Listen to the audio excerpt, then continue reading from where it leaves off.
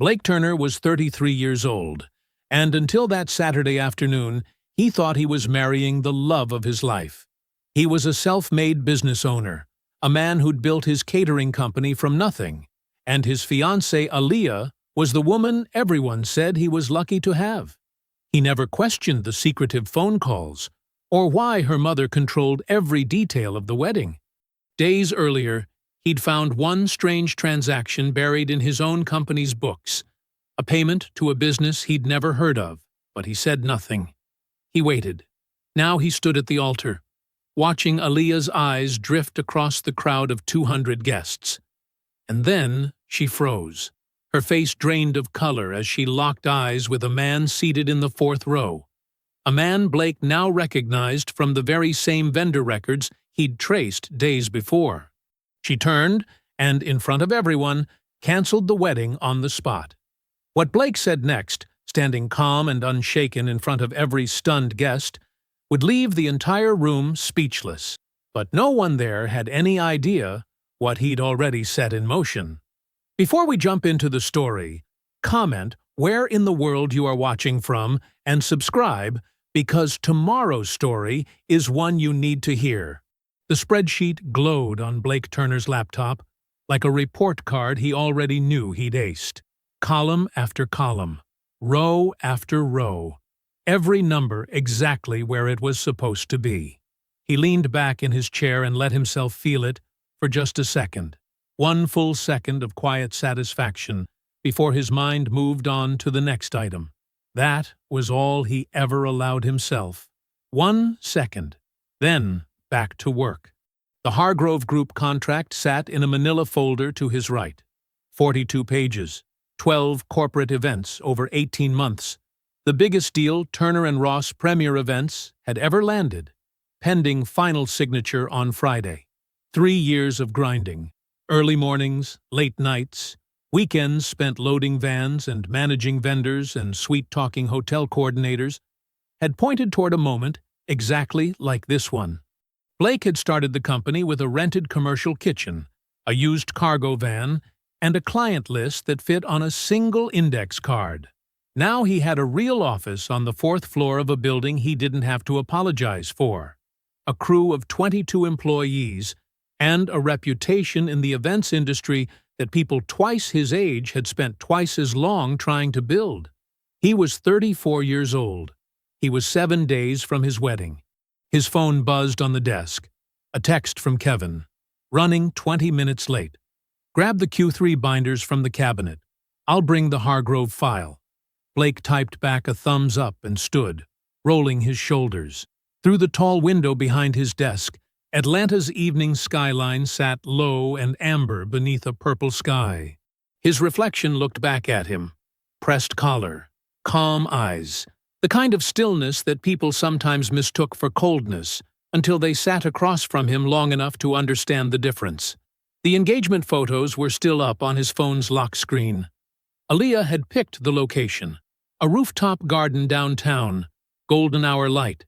Her in a cream dress that she'd specifically ordered 3 months out. She had a gift for presentation. Always had. It was one of the things that drew him to her. The way she walked into a room like she'd already decided how it was going to go. In the photos, she was laughing. Blake had his arm around her waist, and he was smiling the kind of smile that didn't come easy to him. Real. Unguarded. Their mutual friends had gone crazy over those photos. Goals. You two are everything. Blake finally found his match. The comments had stacked up like kindling. Odessa Bryant, Aaliyah's mother, had reposted the photos to her own page with a caption about blessings and answered prayers. Odessa had opinions about everything. The venue, the florals, the seating chart, the wording on the invitations. Aaliyah always deferred to her eventually, even when she'd initially pushed back. Blake had chalked it up to family dynamics. He respected his elders. He figured he could respect Odessa too, even when her suggestions felt more like directives. His sister Tanya had a different read. 2 days ago, she'd stopped by his office on her lunch break and sat across from his desk with that particular expression she'd had since they were kids, the one where her eyes went a little still, and her voice got a little careful. "I'm just saying," she'd said, "the phone thing is strange." "What phone thing?" Every time I'm around her, she's either got it flipped over or she's stepping away to answer it. And she doesn't look relaxed when she comes back. Tanya had paused. She looks managed, like she just handled something. Blake had told her she was reading too much into it. Tanya had nodded in the way she always nodded when she wasn't actually agreeing. Slow, patient, letting him think what he wanted. "And Odessa adding names to the guest list last minute without running it by you? That's normal to you?" "It's her daughter's wedding. It's your wedding, too." He hadn't had a good answer for that. He'd moved the conversation forward instead. Earlier that same afternoon, Aaliyah had come by the office to drop off lunch. She'd been warm, attentive, easy to be around. One of Blake's event coordinators, Marcus, had been talking about a venue scouting trip and mentioned the Palisade, a new club on the west side that had been getting some industry buzz. The change in Aaliyah had been small. Most people would have missed it. Blake didn't miss things. Her smile held, but her jaw tightened slightly. Her fingers went to her phone in her jacket pocket. When Marcus finished his thought, she steered the conversation somewhere else with practiced ease, and then excused herself to take a call in the hallway. She came back a few minutes later, looking composed. She kissed Blake on the cheek. He hadn't said anything about it. Now it was past 8 o'clock. Kevin had arrived, and they were both seated at the conference table, surrounded by binders and printouts. Kevin walked him through the Q3 summary with his usual easy confidence. They made a good team that way. Kevin talked. Blake listened and verified. Blake was halfway through cross-checking a vendor payment log when he stopped. He scrolled back up, read the line again. Pinnacle Supply Solutions, $4,200, recurring, 6 entries over 8 months. He didn't recognize the name, and Blake Turner recognized every vendor he paid. He said nothing. He just looked at the number, then closed the binder on top of the folder. Casual, unhurried, the way a man closes something he plans to reopen later, alone. Blake was up before 6. He hadn't slept much. Not because he was anxious. He didn't pace or spiral. That wasn't how he was built. He'd simply lain in the dark with his eyes open, thinking in straight lines, the way he always did when something didn't add up. By the time the sky outside his bedroom window went from black to gray, he'd already decided what his first move was. He made coffee. He opened his laptop. The vendor database for Turner and Ross was organized the way Blake organized everything, methodically, with multiple cross-references. Every vendor had a file: contact info, contract terms, payment history, the name of whoever had authorized the account. He typed Pinnacle Supply Solutions into the search bar. No file, no record, no authorization form. He leaned forward. The name appeared in the payment logs. 6 transactions, all clean and formatted like every other vendor entry, but nowhere else. No contract, no point of contact, no services listed. He copied the business name into a separate window and ran it through the state's business registry. It took less than 3 minutes to find what he was looking for. Pinnacle Supply Solutions, registered DBA, sole operator, Desmond Price, primary operating address, 44 Don 17, Westfield Avenue, Atlanta, GA. Blake sat still for a moment, just reading. He typed the address into a map. The pin landed on a commercial strip on the west side of the city. He switched to Street View and rotated the image until the building's sign came into frame. The Palisade. He stared at it for a long time. The building was all dark glass and recessed lighting, the kind of place that looked expensive from the outside, and needed to look expensive to survive. A club. A struggling one, if it needed to disguise its incoming funds behind a fake supply company. Blake closed the laptop, drank his coffee, said nothing to anyone. He got through a full workday on autopilot. Meetings, vendor calls, final prep notes for the Hargrove contract. He kept his face neutral and his voice even, the way he always did. Nobody noticed anything different.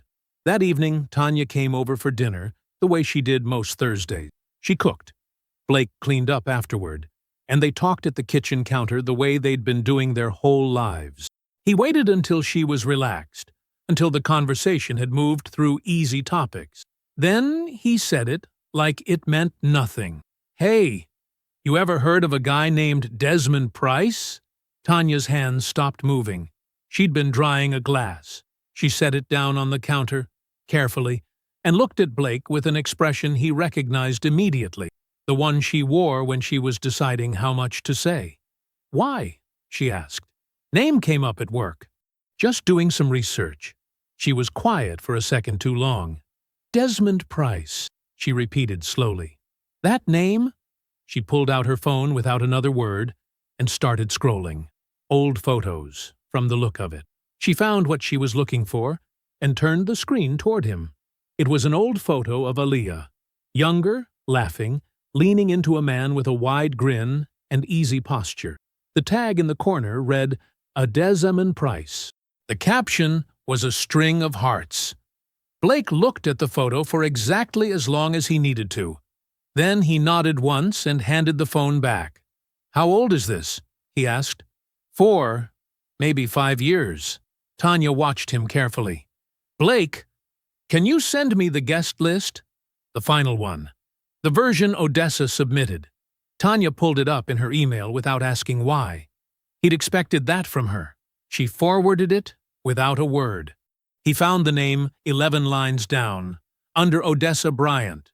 Personal editions, Desmond Price. 1 guest. Blake read it twice. Then he put his phone in his pocket. He didn't say much for the rest of the evening. Tanya didn't push him. She just stayed close, refilling his water glass, keeping the TV on low, doing what she always did when she could tell he was processing something, giving him space that still felt like presence. After she left, he stood at his kitchen window for a while, looking out at the dark street below. His money, his company's money, moving out of his accounts and into Desmond Price's building.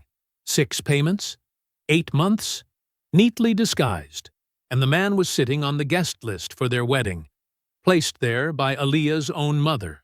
He pulled out his phone and dialed. Ben Whitfield picked up on the second ring. They'd been friends since college, and Ben had become one of the sharpest attorneys in the city. He didn't waste words, which was exactly what Blake needed right now. "I need you to start pulling some records for me," Blake said, quietly. "Talk to me." Blake laid it out in plain, simple terms.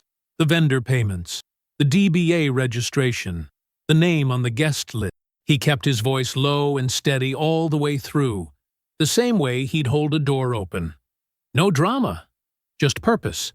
I want to know everything before the wedding," Blake said, "not after." "I'll start tomorrow," Ben said. "Thanks." He ended the call, set the phone face down on the counter, stood in the quiet kitchen, 6 days from walking down an aisle, and said nothing at all. The venue was full. White chairs filled both sides of the aisle in neat rows, dressed with cream ribbon and sprigs of eucalyptus. Candles burned in tall glass holders along the walls. The whole room smelled like flowers and warm wax, and every seat was taken. Blake stood at the altar and watched it all. He looked the part. Dark suit, pressed white shirt, his grandmother's pocket square folded flat against his chest.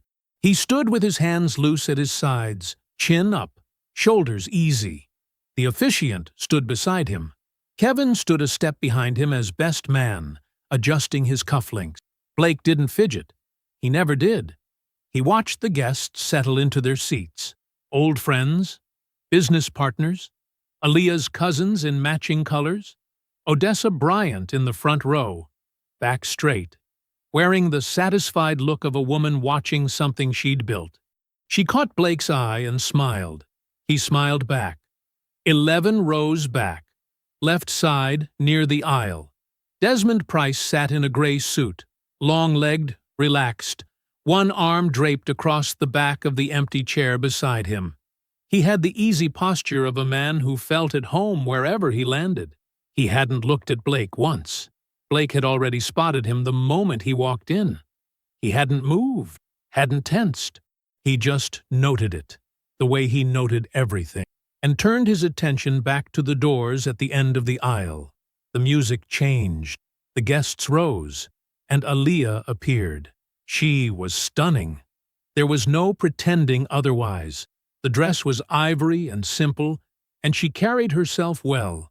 Shoulders back, chin lifted, the practiced grace of someone who'd imagined this walk 100 times. A small bouquet of white flowers in her hands. Her eyes were bright. She took the first steps down the aisle. Then her eyes moved across the room the way a person's eyes always do in a crowd. Scanning. Instinctive. Looking for familiar faces. Settling for a half-second on friends. On family. And then she found Desmond. Blake saw the exact moment it happened.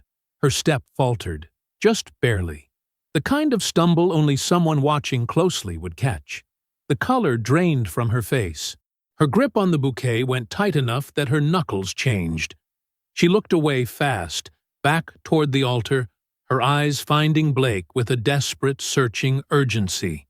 He gave her nothing, just his usual calm expression. Patient. Steady. She kept walking, but something in her face had shifted. She made it to the altar. The music faded. The guests sat. Blake watched her breathe. The officiant welcomed the room. Blake stood still. Aaliyah's eyes moved twice more to the left side of the room, each time snapping back before they could settle. The third time, something broke. She made a sound that wasn't quite a word. Her hand came up to her mouth. The bouquet dipped, tilted, nearly fell. I'm sorry. I can't. The room went completely silent. I can't do this. Her voice cracked through the quiet, like a stone through glass. I'm sorry. I can't do this. I can't. Murmurs started at the back of the room and moved forward fast. Someone stood up. Someone else whispered loudly. Odessa rose halfway from her seat.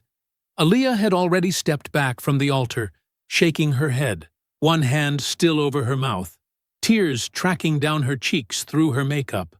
The room was building toward chaos, the soft, pitying kind, everyone turning to look at Blake, waiting for the wounded groom to crack. He didn't crack. Blake straightened his jacket, turned to face the room.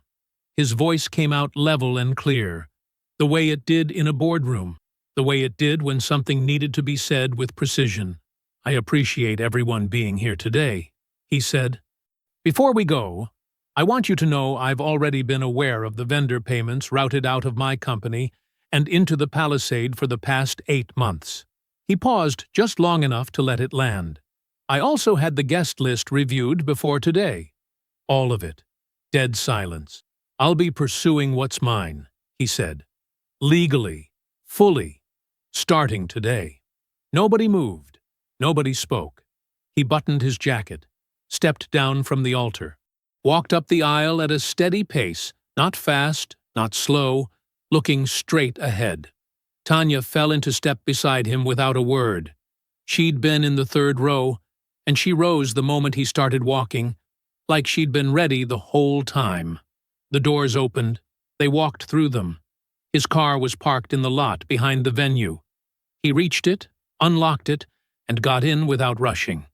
Tanya took the passenger seat and closed the door quietly. Neither of them spoke for a moment. Through the windshield, the city sat still in the afternoon light. Blake pulled out his phone. Ben picked up on the first ring. We're moving, Blake said. All of it. Start today. Already pulling the threads, Ben said. I'll have something for you by morning. Good. Blake started the engine. I want the full picture. Ben Whitfield's office was on the 14th floor of a glass building downtown, the kind of office that said quiet money without trying too hard. Dark wood shelves, a wide desk, clean and organized. 2 monitors side by side, both on. The city spread out behind the windows in pale morning light. Blake sat in the chair across from Ben's desk. No tie today. Dark jacket. plain shirt. He'd slept 4 hours the night before and didn't show it. Ben set a manila folder on the desk between them and opened it flat. Subpoenas came back fast, Ben said. He had the calm, clipped manner of a man who dealt in facts and didn't waste time softening them. Business bank records, vendor payment logs, and phone metadata from the company account. All above board, all admissible. Blake looked at the first page. Columns of numbers, dates, transaction codes. His eyes moved down the rows. "Walk me through it," Blake said. Ben pulled a printed summary from the folder and slid it forward. The payments to the Palisade go back further than 8 months. That was just when you noticed them. First transaction traced back 31 months ago. Blake was quiet.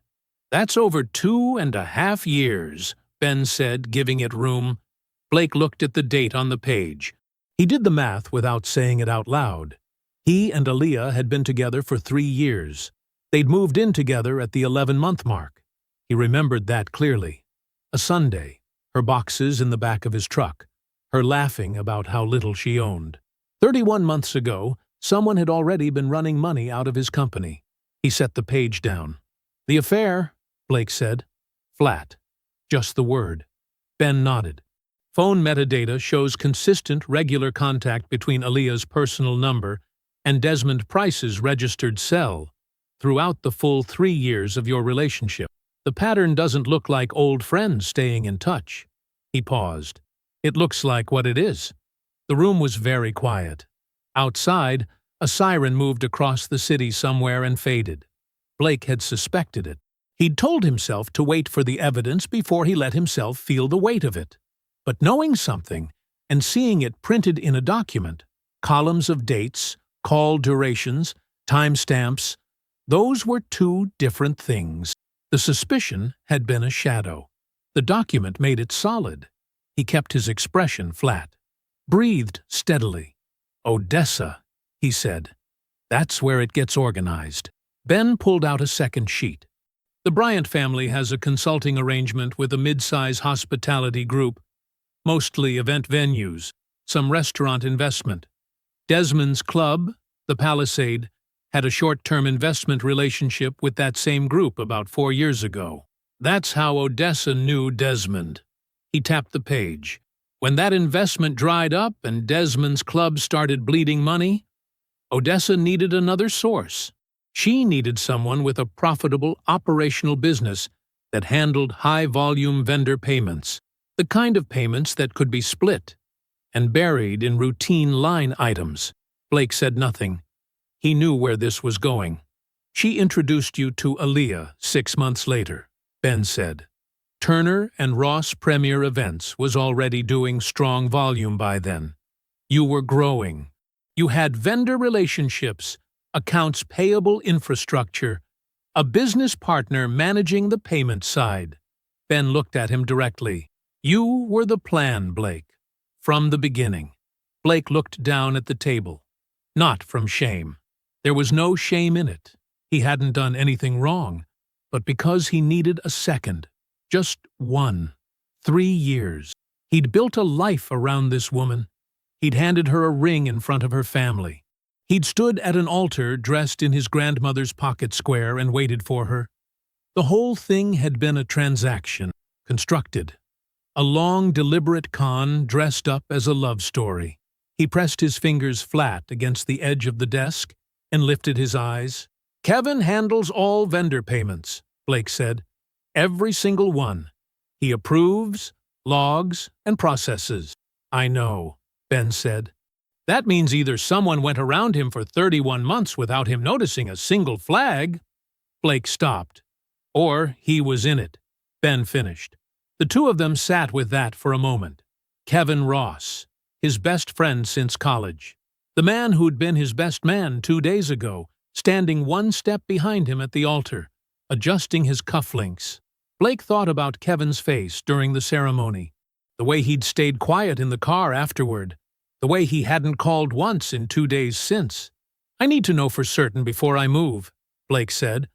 "I'm not going to that conversation on a maybe." "Agreed," Ben said.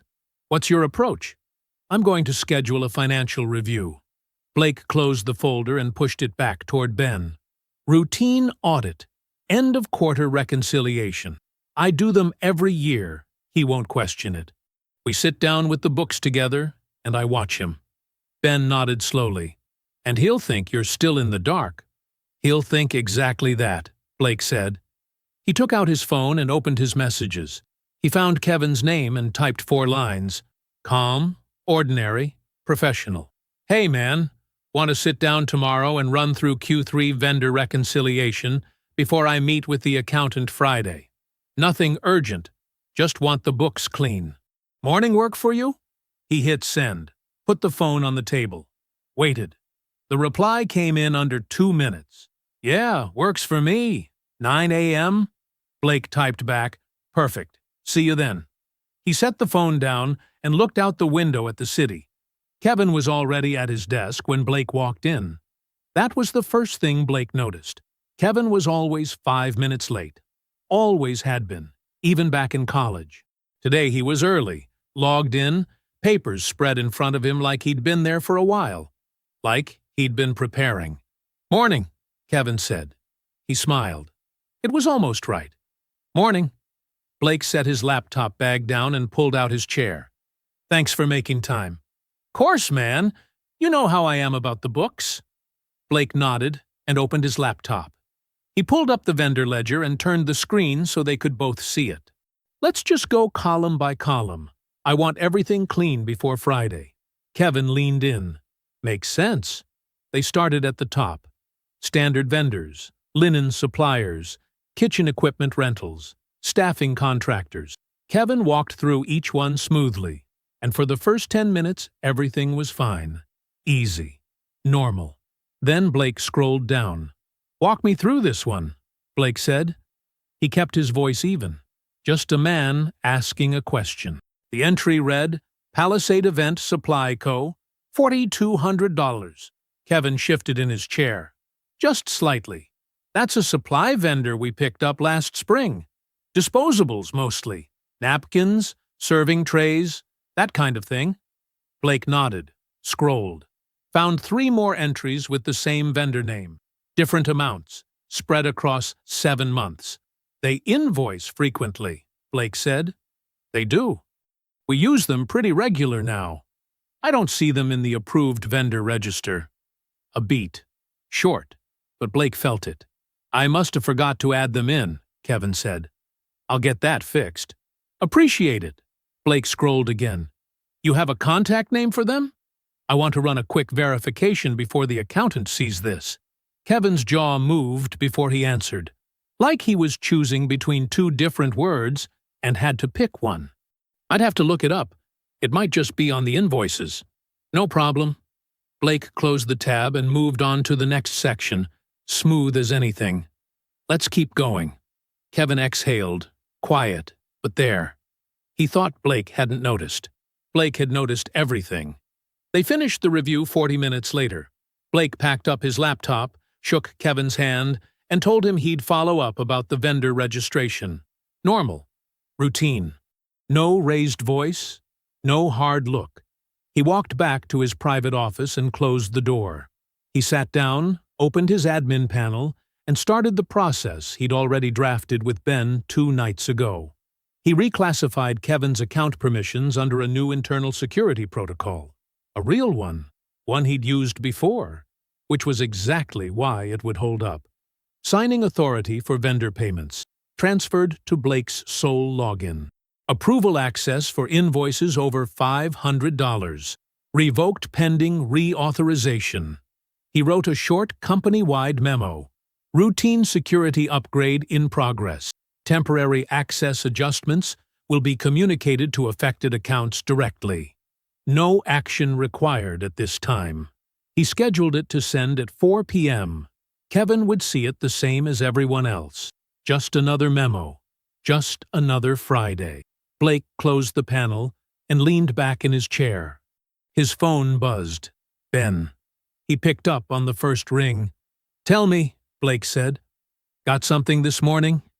Ben's voice was clipped, focused. Desmond's phone records flagged a text thread with an associate of his, someone tied to the club's management. Our request covered all business-related communications from the company's vendor contract period. And I'm reading it to you directly. Blake heard papers shifting. Then Ben read, "She's got the fiancé locked in tight. Money's been moving clean for 8 months. I'm just riding his wallet till we flip the club. He doesn't even know the invoices exist." The room was very still. Ben continued, "That's Desmond to his associate. Sent 14 months ago. There are follow-up messages in the same thread over the next 6 months. He references her fiancé's company by name twice. He knew Blake. He knew exactly where the money was coming from. And he kept taking it." Blake looked at the wall across from his desk. A framed photo hung there. The company's first large-scale gala, 4 years back. Him and Kevin standing in the venue entrance, both of them grinning, jackets open, tired and happy. He turned his eyes away from it. "So we have Kevin on the payments," Blake said. "We have Desmond's own words, proving he knew.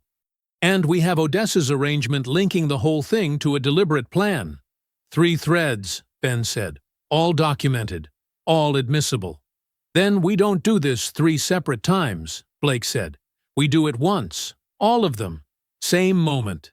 Ben was quiet for a second. Then, "The gala. The gala," Blake said. He pulled his desk calendar over and uncapped his pen. "Walk me through the guest list," Blake said. "Tell me who's confirmed." She didn't call first. That was the thing Blake noticed when his assistant knocked and said Aaliyah was in the lobby. No text, no warning. Just her, standing there with red eyes and a coat pulled tight around her, like armor she'd already started losing. He already knew she was coming. Not today specifically.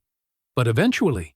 People who've been cornered always reach for the story they can still control. Aaliyah had always been good at stories. He called Tanya first. She was 20 minutes away.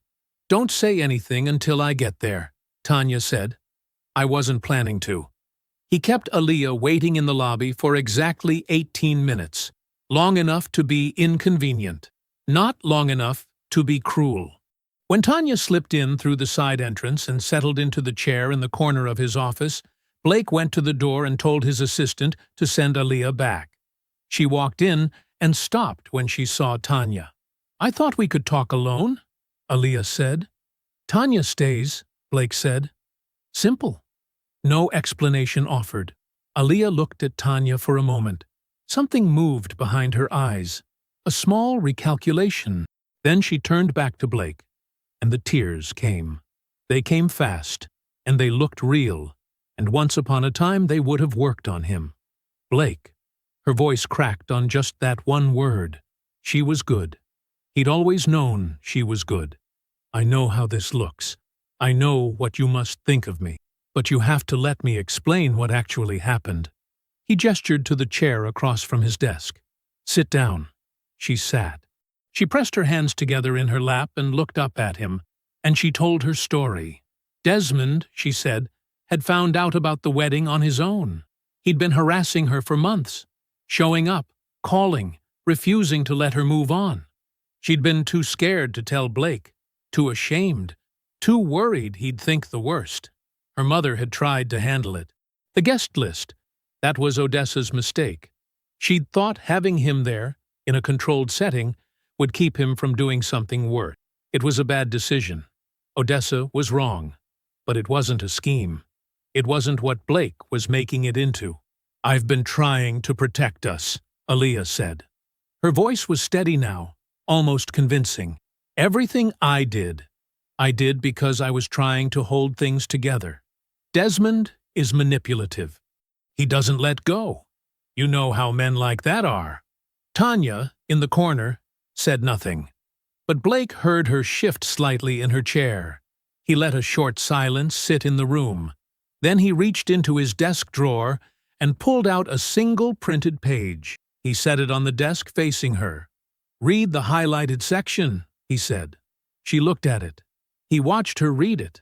The color left her face slowly, like water draining from a glass. It was Desmond's text, the one Ben had read to him over the phone. "I'm just riding his wallet till we flip the club. He doesn't even know the invoices exist." And below it, 6 months later, "She's keeping the fiancé steady. We're good until the club turns. Then we reassess." The word we sat there on the page like a stone. "That's not," Aaliyah started. "There are 43 more messages in that thread," Blake said. 14 months of them. "You and Desmond were in contact throughout our entire relationship. This wasn't harassment. This was coordination." She opened her mouth, closed it. "The money leaving my company went directly to Desmond's club," Blake continued. "Your mother arranged the vendor structure. Kevin processed the payments. And Desmond knew exactly whose money it was because you told him." "Blake, please. You came here to tell me you were the victim." He leaned back, voice perfectly even. "I let you." Aaliyah's hands unfolded in her lap. She looked down at them. For a long moment she was quiet, and something in her face shifted, past the performance, down to something rawer, more desperate. When she looked back up, her voice had lost most of its shape. "I'm pregnant," she said. The room held still. "The timing—" She stopped, pressed her lips together. "The timing doesn't line up with you." From the corner, Tanya made a soft sound, not a gasp, more like something settling into place. Blake looked at Aaliyah. He looked at her for a long, quiet moment. There was no anger in his face, no devastation, just a man looking at the full picture and seeing it clearly for the first time. "Thank you for telling me," he said. That was all. Aaliyah searched his face for something. Fury, maybe, or grief. Some opening she could work with. She found nothing. And finding nothing was, Blake knew, the worst thing he could have given her. She picked up her bag. She stood. She didn't say anything else. She walked past Tanya without looking at her and pulled the office door shut behind her. Tanya waited until her footsteps faded. Then she said quietly, "Blake." "I'm fine," he said. "I know," she said. "That's not why I said it." He nodded once. He looked at the closed door for a moment. Then he picked up his phone and dialed Ben. "It's done," Blake said.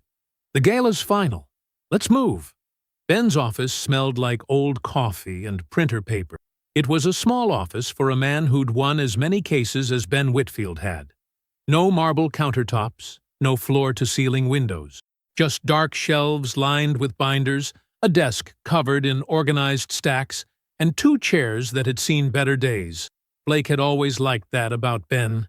He never performed success. He just produced results. Blake sat across from him now, both of them leaning over the conference table Ben used for active cases. Between them, 4 manila folders sat open, color-coded, labeled in Ben's neat, deliberate handwriting. "Walk me through the order," Blake said. Ben tapped the first folder. Vendor records, 14 falsified invoices, cross-referenced against Turner and Ross's actual vendor list. The payments go back 22 months. He moved to the second folder. Bank records, funds traced directly from your business account to the Palisades operating account. No middleman obscuring it. Kevin ran the transfers clean, which ironically makes our job easier. He thought clean meant safe, Blake said. People always do. Ben moved to the third folder. Phone records and text threads. Desmond acknowledging the source of the money. Aaliyah in contact with him throughout. And 3 messages from Desmond to an associate, specifically referencing your company by name. He paused. "That last one seals the civil suit." Blake nodded. "Timeline for filing?" "Same week as the gala. Wednesday for the civil claim. The gala's Friday." Ben pulled a single sheet from a folder on his side of the table. "We serve Desmond personally. I want him to know it's coming before the weekend's out." "I'll be there for the service," Blake said. Ben looked up from the paper. "That's not standard." "I know." Ben held his gaze for a moment, then nodded and made a note. The fourth folder was thinner. It held the guest list for the Turner and Ross Annual Investor Gala, along with the venue confirmation and the evening's agenda, a printed schedule Blake had submitted to the events coordinator 3 days earlier. Ben slid his copy across the table and pointed to a line near the bottom of the agenda. Year-end business update. Blake Turner, 8:15 p.m. "You're last on the program," Ben said. "I asked to be," Blake said. "Kevin presents at 7:45. I go up right after him." Ben leaned back in his chair. "And he has no idea." None. Blake had seen Kevin in the hallway 2 days ago. He'd seemed relaxed. He'd talked about the slides he was building for his section of the gala presentation. He'd asked Blake if he thought the investors would respond better to charts or graphs. Blake had told him charts, then walked back to his own office and closed the door. "He processed payroll again this week," Blake said. "Routine. His access looks normal to him because we didn't pull it from the front. We just stopped it from touching anything real." "He's been locked out of all material accounts for 9 days, Ben confirmed. "He doesn't know yet." "No," Blake said. "He'll find out Friday." Ben tapped the edge of the guest list. Bryant families confirmed. Odessa's on the list through the family's business ties to the Henderson Group. She'll be seated at table 6. Blake had known that.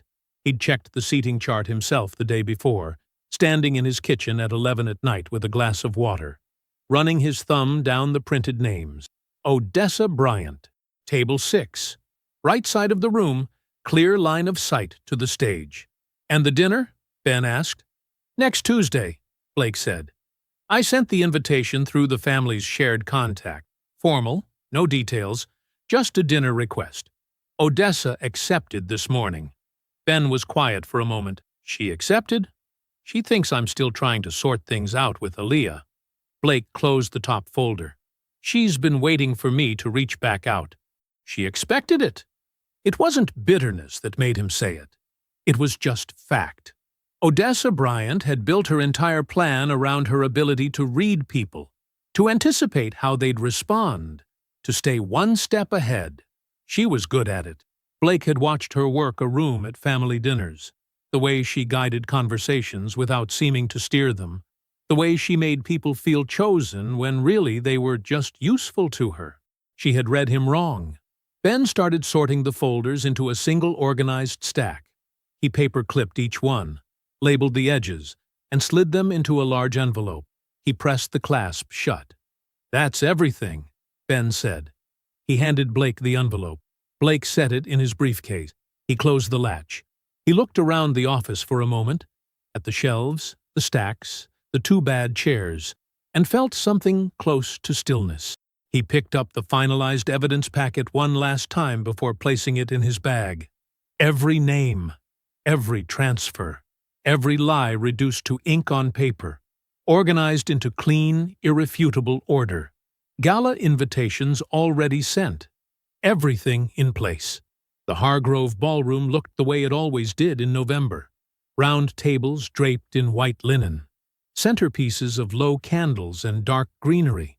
Chandeliers dimmed just enough to feel expensive without losing the light. The kind of room that made people stand a little straighter and laugh a little louder than they normally would. Blake had attended this gala every year for 6 years.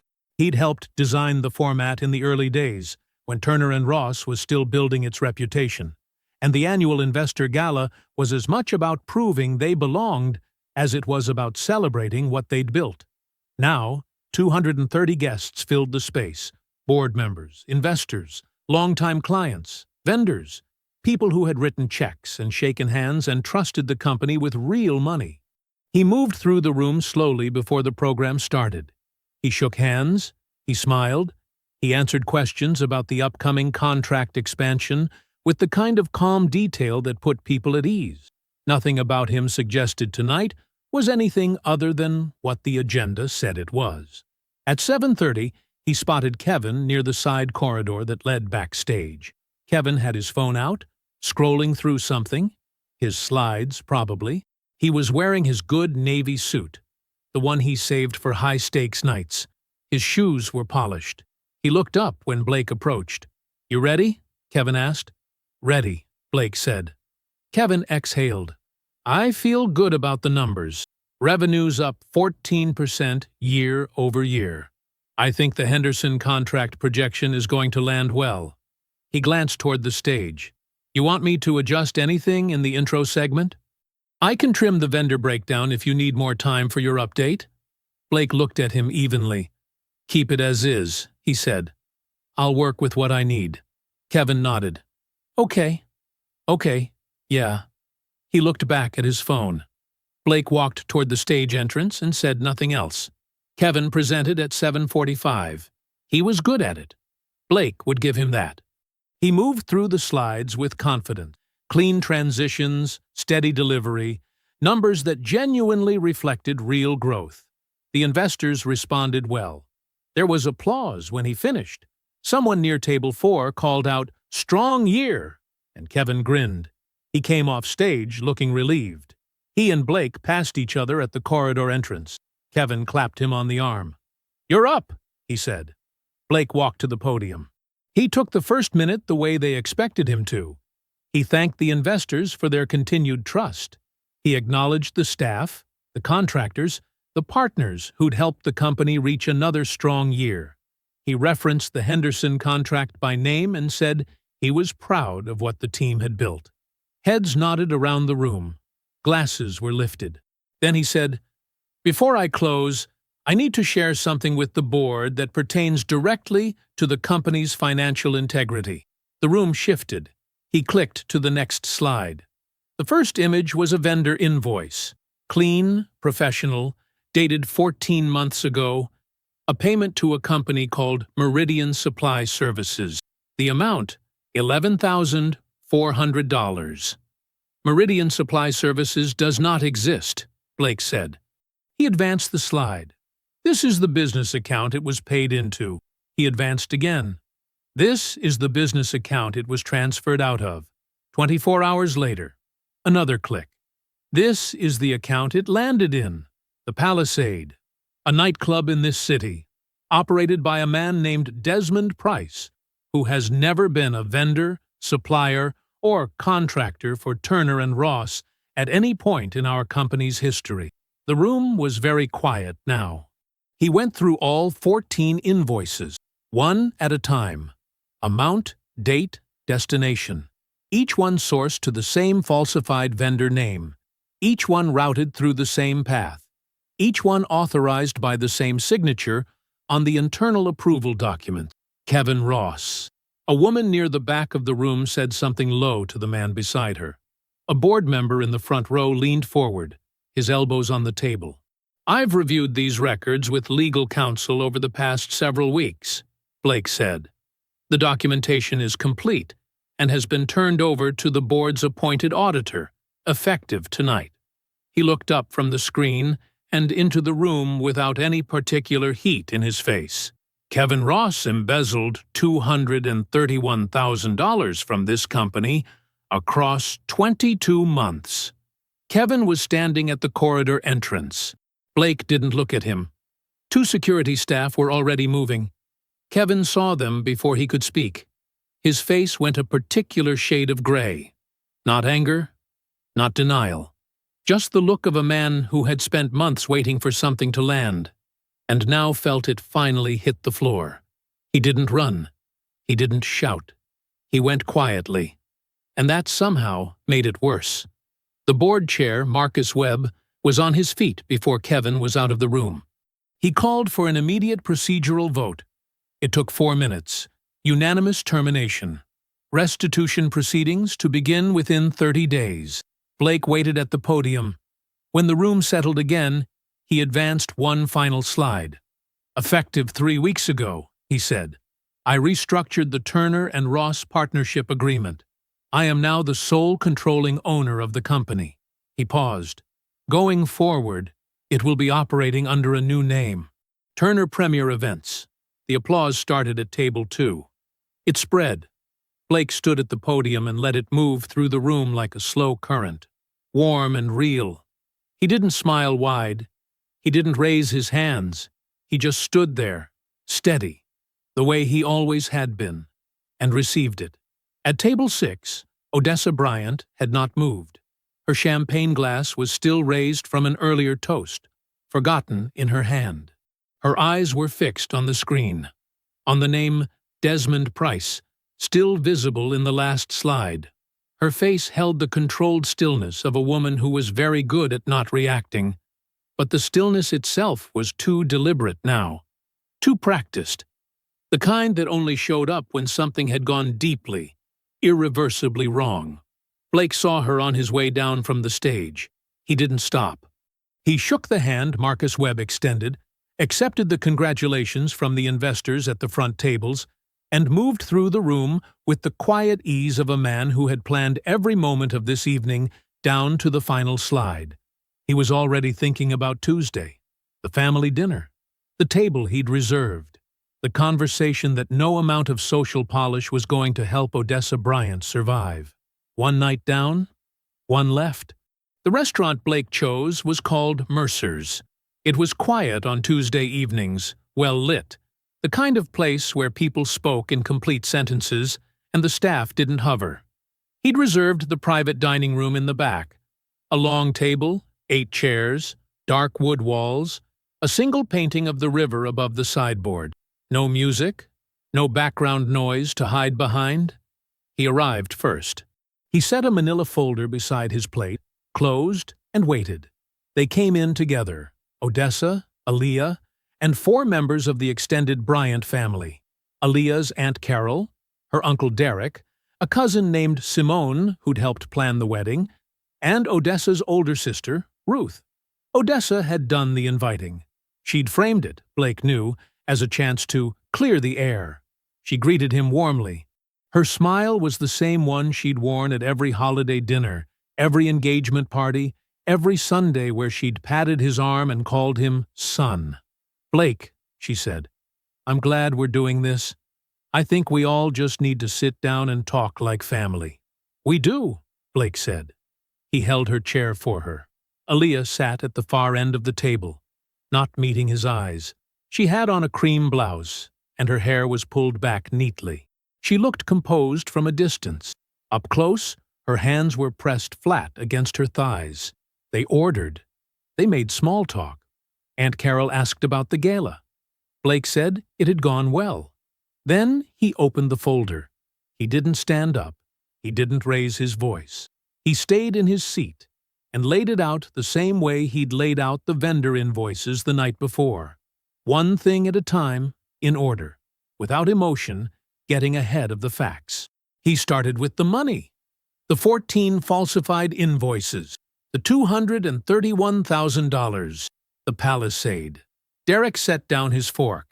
Then Blake explained Desmond Price, not just as a name on a vendor account, but as the man Aaliyah had maintained a relationship with for the entirety of their 3 years together. He placed printed copies of the phone records on the table. Not graphic, just dates and frequency. A pattern that didn't need explaining. Simone looked at Aaliyah. Aaliyah looked at the table.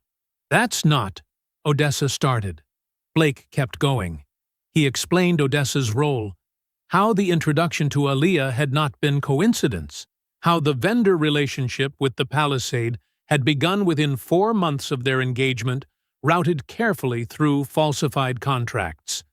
He placed Ben's summary document in front of Ruth, who was sitting closest to Odessa.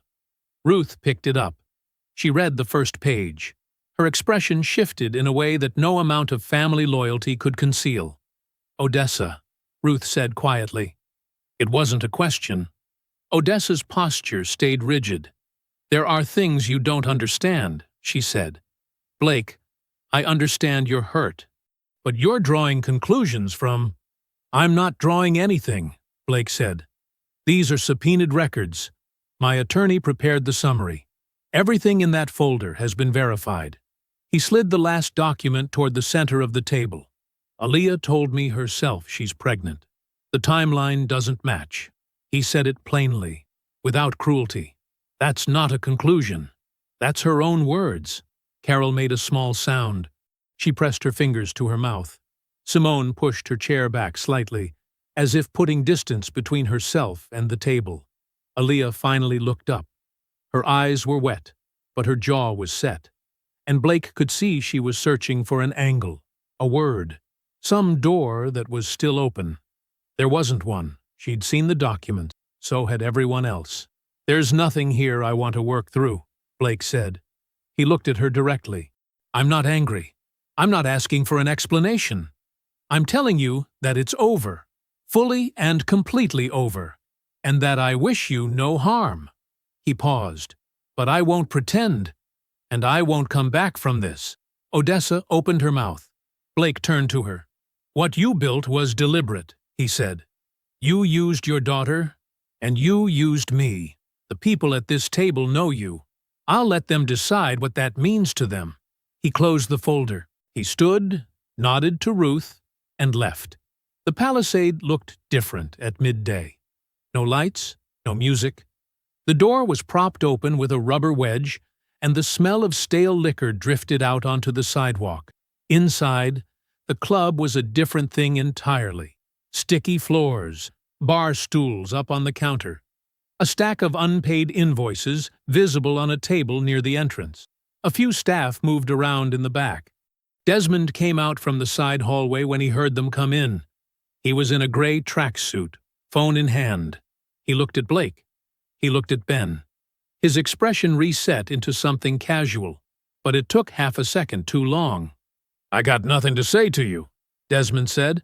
Ben stepped forward and handed him the envelope. "You don't need to say anything," Blake said. "That's the civil suit. $231,000, plus damages, plus legal fees. You received funds you knew came from my company. We have the texts where you confirmed it." Desmond turned the envelope over in his hands. "You think this is going to hold?" "My attorney does," Blake said. "And so far, he's been right about everything." Something shifted in Desmond's face. Not fear, exactly. More like the first real moment of recognition. That the woman he'd been counting on was gone, the money was gone, and the man standing in front of him had been 10 steps ahead the whole time. "Aaliyah's not going to—" "Aaliyah has nothing," Blake said. "She can't help you. She can't help herself." Desmond had no answer for that. Blake held his gaze for a moment. Then he turned and walked toward the door.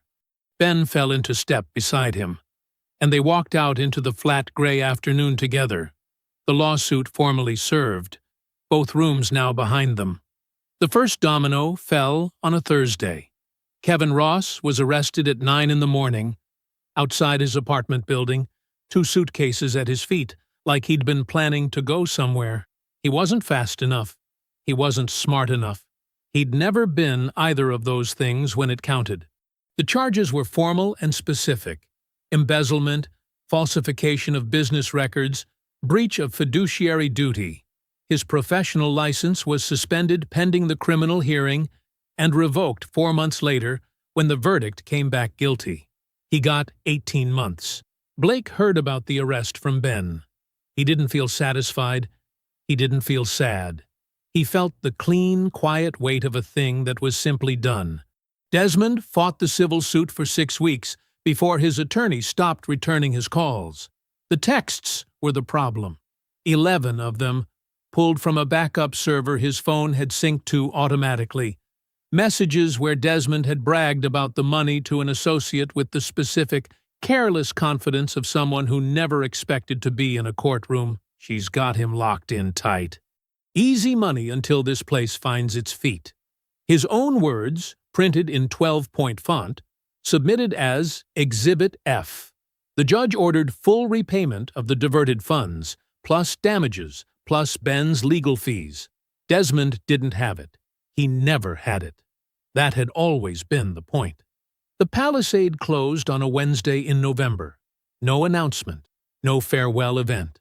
Just a padlock on the front door and a notice taped to the glass that nobody stopped to read.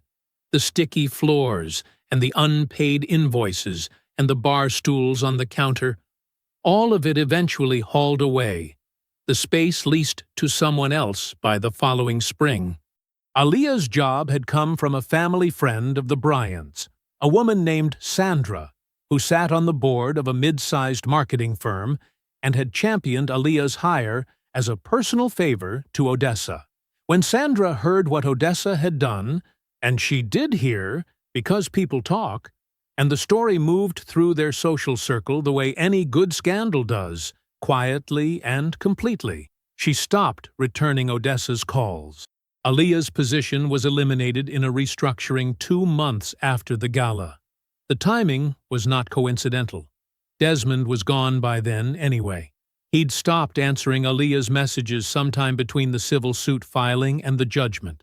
Whatever she had represented to him, access, comfort, proximity to money, she no longer had any of it to offer. He moved on the way he always moved on, without looking back. Odessa lost the most visible things last. Her seat on the committee of a community arts foundation she'd helped establish. Invitations that stopped coming. A friendship of 20 years that ended in a 3-sentence text. The story didn't make headlines. It didn't need to. In the world Odessa had spent decades building, reputation was the currency, and the withdrawals came fast once the account was overdrawn. She still had her house. She still had Ruth, who visited less. She still had Aaliyah, who needed somewhere to go. That was what remained of the thing she had built. 1 year later, Turner Premier Events, no longer Turner and Ross, just Turner, the name change finalized the same week as Kevin's termination, had expanded into Atlanta. The new office was smaller than the Chicago headquarters, but growing fast, run by a regional director Blake had hired out of a competing firm. He'd flown down 3 times in 6 months. Each trip, the numbers looked better. He didn't celebrate alone. He'd met someone named Dara, a structural engineer who laughed at things that were actually funny and asked questions she genuinely wanted the answers to. She had no patience for pretense. She said what she meant. Blake had noticed that first, before anything else. They'd been together 8 months. It felt different. Not louder or brighter than what he'd had before. Just more real. More solid. Like something built correctly rather than something decorated to look like it was. They were walking in the afternoon, just back from lunch, when he saw her. Aaliyah was across the street, outside a mid-range home goods store, wearing a company polo in a burnt orange color, stacking flat boxes onto a cart near the entrance. Her hair was pulled back the same way it had been at Mercer's. She was focused on the boxes, not on the street. Blake saw her. She didn't see him. He watched for maybe 2 seconds, long enough to register her face, the polo, the stack of boxes, the way the afternoon light fell flat and gray across the whole ordinary scene. There was nothing dramatic in it, no swelling feeling, no urge to cross the street, no satisfaction that needed savoring. He turned back to Dara, who was mid-sentence about a building she'd driven past that morning, something about the foundation pour being wrong. "What kind of wrong?" he asked. She told him. They walked on. "I hope you enjoyed that one. Be sure to like the video and subscribe so you don't miss the next story. I've picked out 2 more for you that I think you'll really like."